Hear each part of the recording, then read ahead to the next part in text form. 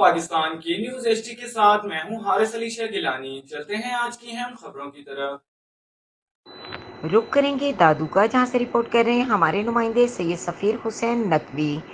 खैरपुर नातन शाह में जालिम शौहर ने अपनी ही बीवी को जुए में हार दिया। गांव रमजान खोसो की रिहायशी रजा खोसो ने अपनी बीवी सेहत खातून को जुए में हार दिया।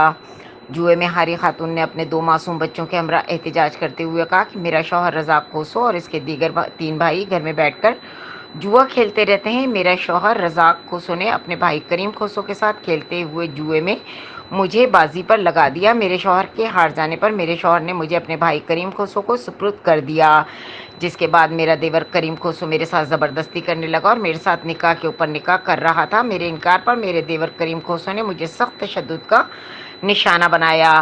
मेरे चीखने चिल्लाने पर पड़ोसियों ने आकर मुझे बचाया। मुतासरा खातून ने मजीद कहा कि मैंने ऐसी शिकायत थाना बोर्ड पर भी की, लेकिन पुलिस की गिरफ्तार नहीं कर रही, जबकि मेरा शौहर रज़ाक, इसका भाई करीम खोसो और इनके दीगर भाई मुझे, मेरे बाप और भाइयों को जान से मारने की धमकियां दे रहे हैं। आईजी सिंध, डीआईजी हैदराबाद और एसएसपी दादू मामला का नोटिस लेकर मेरे साथ इंसाफ करें।